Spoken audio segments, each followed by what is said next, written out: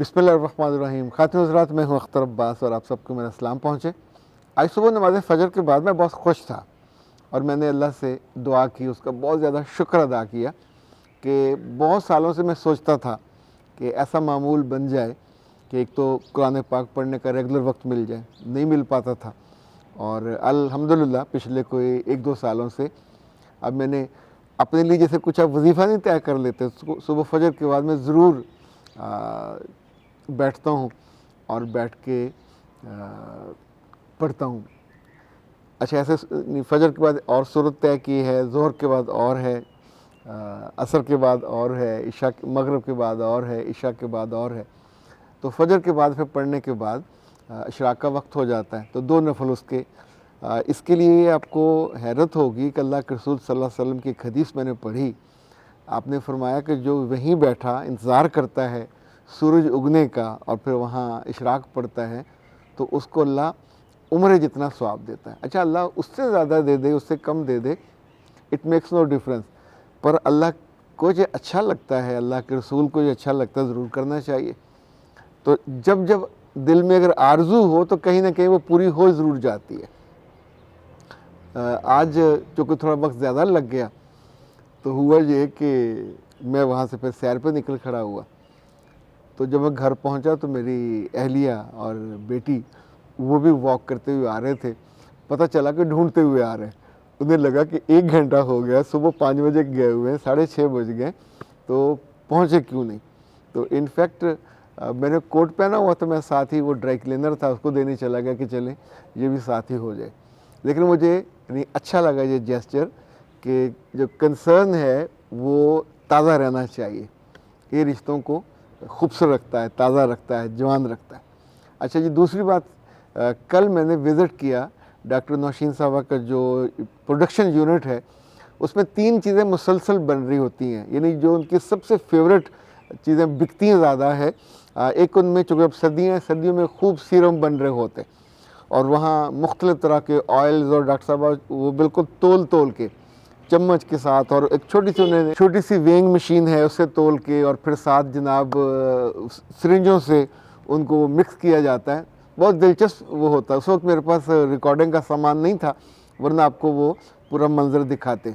दूसरा जो उनका PCOT है, ये चूँकि पाकिस्तान भर में इस तरह का कोई प्रोडक्ट किसी और का नहीं है, ये यूनिक चीज़ है जो अल्लाह ने उनको सुझाई और उन्होंने अपनी दानिश से, इल्म से और हिकमत से उसको एक यानी उसका पेशकश है।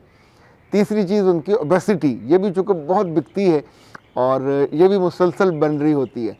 लेकिन कमाल ये कि जिस तौर पे ज़रा सारे हर्ब्स हैं, उनकी टीम हर्ब्स को साफ़ कर रही होती है, उनकी वो जो डंठल हैं उनको अलग तोड़ा जा रहा होता है। फिर एक बड़ी मशीन, बहुत ही खूबसूरत सी मशीन है, तगड़ी किस्म की स्टील की बनी हुई, कुछ 1.25 लाख रुपए की वो मशीन ही मशीन है। उसमें वो चीज़ों को डाल के दादड़ करना समझते हैं, जैसे मिर्चें दादड़ की होती हैं, ये बिल्कुल पीसना है। तो उस तौर पे उसको, उसके साथ टाइमर है, यानी बहुत दिलचस्प चीज़ है। कभी मैं आपको इंशाल्लाह अगले मौके पे कहीं गया तो फिर आपको मैं उसकी वो दिखाऊंगा। मेकिंग जो है ये एक दिलचस्प तजर्बा होगा आपके लिए। अच्छा खातिन हज़रात, परसों रात मुझे एक डिफरेंट तरह का तजर्बा हुआ। सोया हुआ था तो कॉल की घंटी मेरे पास ही पड़ा हुआ था।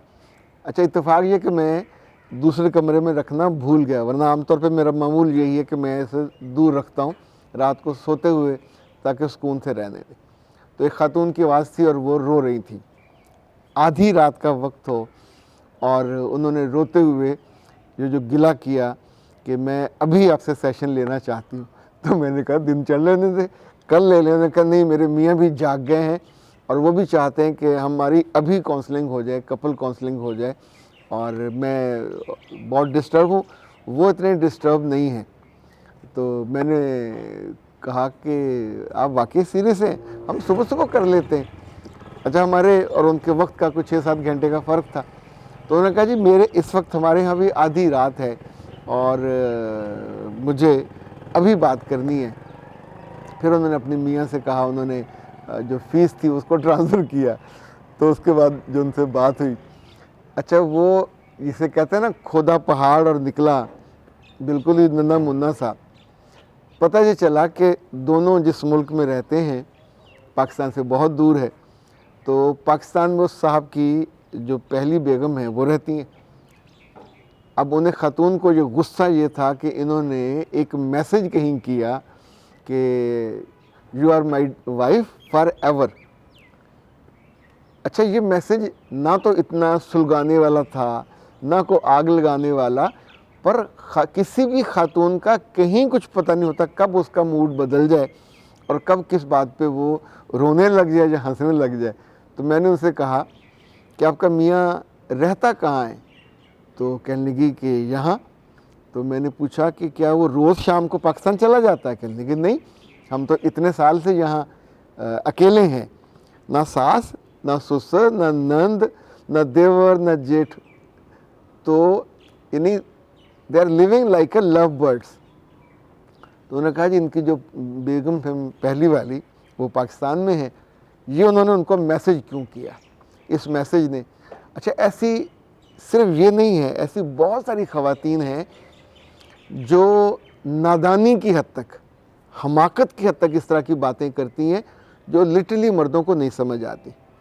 उन्हें अगर सवाल करना, वो पूछते हैं कि रहते हम तुम्हारे साथ हैं, जीते हैं तुम्हारे साथ हैं, खर्च तुम पे करते हैं, मोहब्बत तुमसे करते हैं, और तुम्हें ये भी शिकवा है कि हम उनसे क्यों रब्ता करते हैं। तो मैंने उस खातून से कहा कि असूली तौर पर आपको ये मियाँ 50% मिलना चाहिए, पर आपने तो 100% संभाला हुआ है। अब उसमें से अगर 1-2% या अपनी पुरानी बीवी को इसे पैसे भेजने चाहिए, और छुप के नहीं भेजने चाहिए, आपको बता के भी भेजने चाहिए, लेकिन भेजने उसका हक है। आप कैसे किसी और का हक खा सकते हो? दूसरा, अगर वहाँ से बच्चे हैं तो बच्चों को पॉकेट मनी भी भेजनी चाहिए, बच्चों का हाल हवाल भी करना चाहिए, लेकिन अक्लमंदी ये है कि आपके सामने ना करें, दफ्तर में कर लें, बाहर कर लें, उसका वो ख्याल कर लें। तीसरी बात ये कि वो औरतें बहुत नादान और यूँ समझे जालिम हैं जो अपने मियों पे ये पाबंदियाँ लगाएं कि पहली बीवी को या छोड़ दें, या उससे रब्ता ना करें, या उसको पैसे ना भेजें।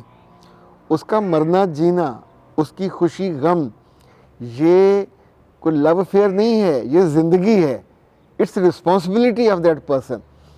अच्छा, उसको अपनी पहली बीवी से अब खुशी या सुकून नहीं मिल पा रहा, जो एक इक्वेशन होती है, इंटीमेसी होती है, वो नहीं मिल पा रही। उसने आपसे शादी कर ली, लेकिन आप तो अंदर से एक क्रूड किस्म की जालिम औरत निकली। कुछ हफ्तों के बाद, कुछ महीनों के बाद, जितना जिसका ज़र्फ हो, वो आपसे तंग आ जाएगा। वो जो सोचेगा कि ये कम ज़र्फ है, और सब कुछ हासिल होने के बावजूद मेरा पूरा वजूद इसके लिए अवेलेबल, मेरा पूरा टाइम इसके लिए अवेलेबल, ये फिर भी मुझे इतना स्पेस नहीं दे पा रही कि मैं अपने, बेटा इतनी बात को याद रखिएगा, मर्द को अपने माँ बाप से, अपने बहन भाइयों से और अपने पुराने बच्चों से रब्ता करने का जो स्पेस है ये ज़रूर दिया करें। ये उसका हक है, उसकी ज़िम्मेदारी है, इसमें कोई हमाकत ना किया करें, इसलिए कि ये हमाकत फिर आपको भारी पड़ सकती है आपके अपने ताल्लुकात। अगर आप एक दिल में हैं, एक आँख में हैं, एक वजूद में हैं, और उसने अपनी आँखों से आपको गिरा दिया इन हरकतों की वजह से, क्योंकि जो औरतें मुसलसल रोती हैं, मुसलसल दूसरे को कर्ज करती हैं, बुरा भला कहती हैं, वो जितनी मर्ज़ी खूबसूरत हों, जितनी मर्ज़ी हसीन हों, और जितनी मर्ज़ी माली तौर पे तगड़ी हों, वो आँखों से और दिल से उतर जाती हैं, और फिर कोई माई का लाल, ये चिमटी थोड़ी है कि उठा के वापस वहाँ रख लेंगे। दिल से उतरा हुआ रिश्ता जुड़ना बिल्कुल ये टूटे हुए शीशे की तरह होता है, टूट गया चकनाचूर, फिर बहुत मुश्किल हो जाती है। कोई मुरव्वत में चलता रहे तो चलता रहे, लेकिन बहुत दिक्कत होती है। इस नहज तक अपने रिश्ते को ना पहुँचाया करें। अख्तर अब्बास को दीजिए इजाज़त। अस्सलाम वालेकुम।